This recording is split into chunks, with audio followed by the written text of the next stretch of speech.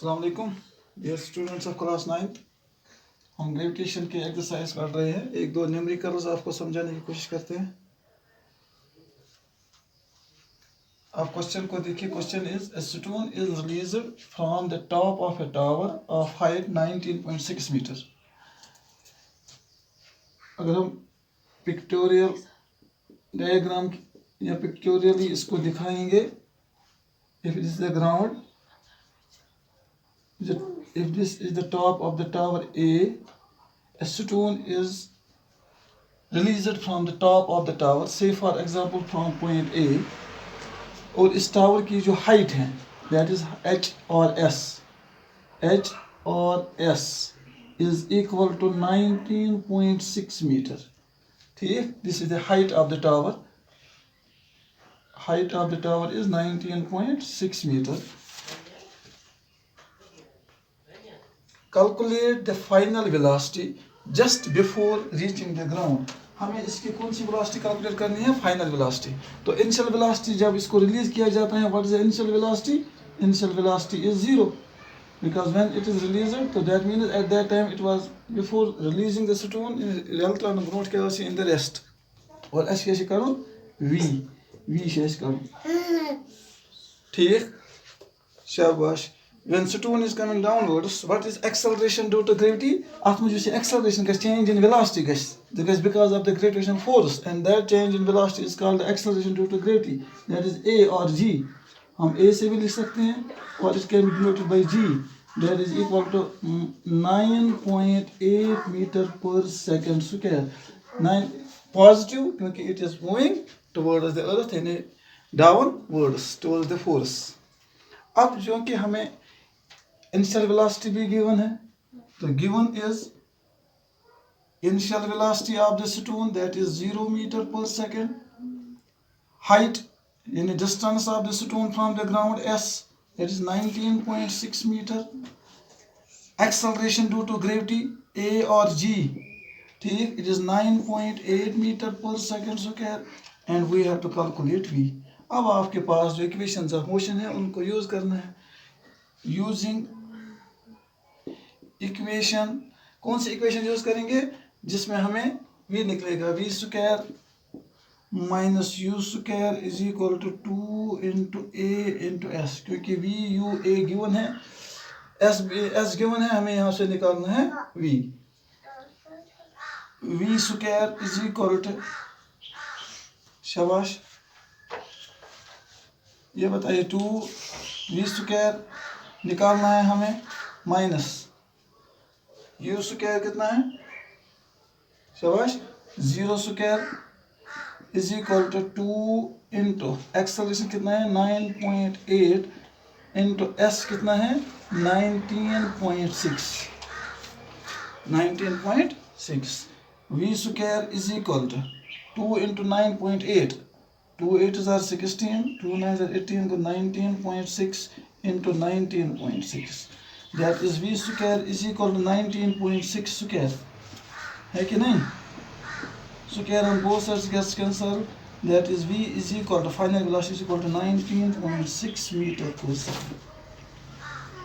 The velocity near the surface of the ground will be, the final velocity of the stone will be 19.6 meter per second. सिर्फ ऐसे numerical problems में सबसे important चीज़ क्या है कि जो गिवन इन द क्वेश्चन होगा वो आपको कैलकुलेट करना आना चाहिए कि तुम क्या गिवन, ठीक, पॉजिटिव साइन का नेगेटिव साइन का, और बेगस कर इनिशियल वेलोसिटी तो फाइनल वेलोसिटी।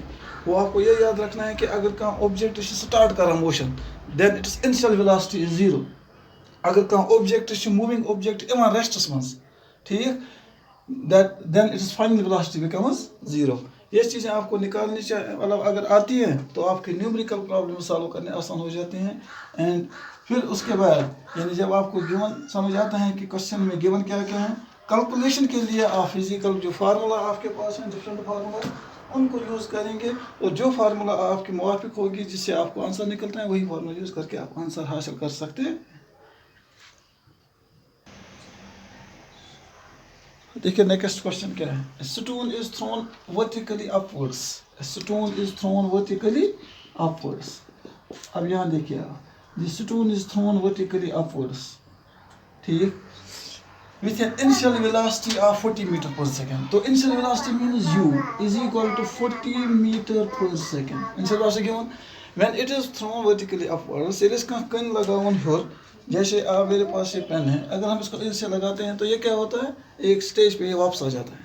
जब ये वापस फिर at that point its velocity becomes zero. वो इस पर आती velocity zero के पत गसी return वापस. तब ये रेस्ट मस. वो ये initial velocity हियर लगावन. That means its final velocity v is 0 meter per second. ठीक, योतन आती velocity 0 गस के तोतन वस ये वापस कहीं. वो ये वापस वस definitely वस वापस. That means definitely its final velocity is 0 meter per second. Taking g, yani acceleration due to gravity. You see acceleration due to gravity. Now the stone is moving upwards. Acceleration due to gravity is downwards. So the stone goes upwards. Go आती velocity change Gus upwards. But acceleration due to gravity is actually downwards. When an object is moving against the gravitational force, then its acceleration due to gravity is having negative value. Go here g or a, it is minus 10 meter per second. So if you given 10 meters, because minus case, it is moving against the gravitational force. In the direction of gravitational force is downwards, that is why its value is minus 10 meter per second. So हमें क्या निकालना है, find the maximum height reached by the stone. Maximum height means distance.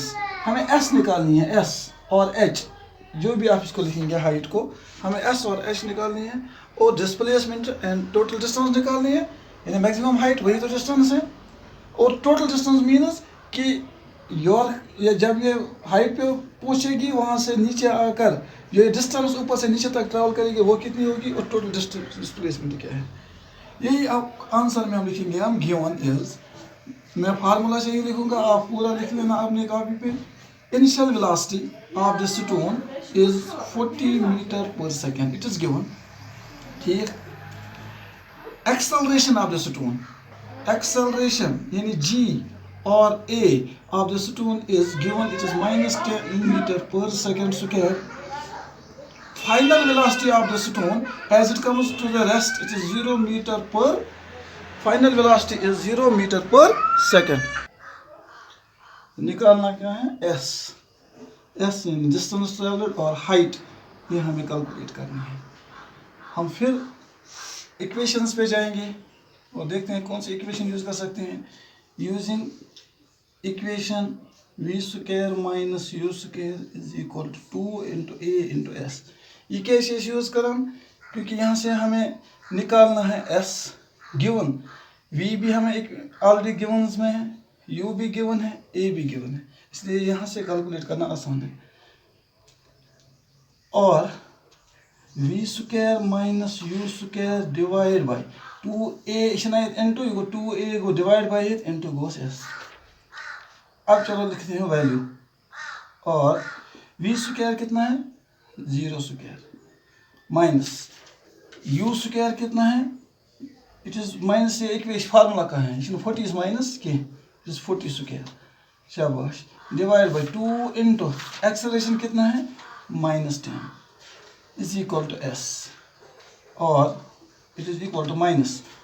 शाबाश. 40 into 40 मैं ऐसे लिख सकता हूँ, 40 into 40, 40 into 40 divide by 2 times are 20 minus minus and minus gets cancel, that is equal to s.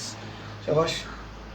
यहाँ पे और 40 into 40, 4 4s are 16, 4 4s are 16 divide by 20 is equal to s. शाबाश. 20 से 1600 को डिवाइड कीजिए, 20 से divide by 20 is equal to, that is equal to 80 meter.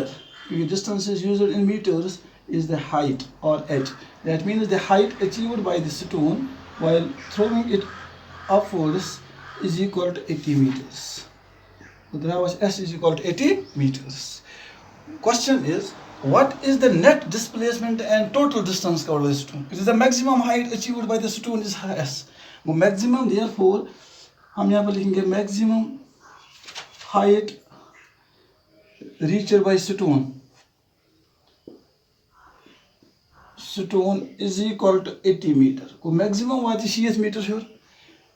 What is the total distance? Total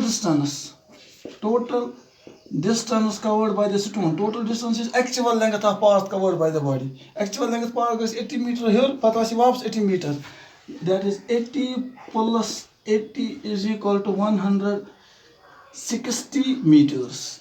And displacement is the shortest distance between initial and final position. Initially the ground is finally the ground is displacement is 0. Displacement of the stone is 0 meter. Why? Because the stone reaches back to the ground. ठीक, थोड़ा लिखने की कोशिश कीजिए, फिर समझने की कोशिश कीजिए. अगर आपको एक दो न्यूमेरिकल्स खुद करने आएंगे या समझ आएंगे तो उसके बाद आपके न्यूमेरिकल प्रॉब्लम सॉल्व करना आपके लिए आसान होगा. It is enough for today. कि बाकी जो क्वेश्चन इसमें हैं वो ऑलमोस्ट रिलेटेड हैं, इसी तरह के क्वेश्चन हैं, वो खुद करने की कोशिश कीजिए ताकि ये न्यूमेरिकल जो सॉल्विंग जो टेक्निक हैं या एप्टीट्यूड है ये आप में अपने आप में डेवलप कीजिए. उससे आपकी फ़िज़िक्स समझना और पढ़ना आसान हो जाएगा. खुदा हाफ़िज़.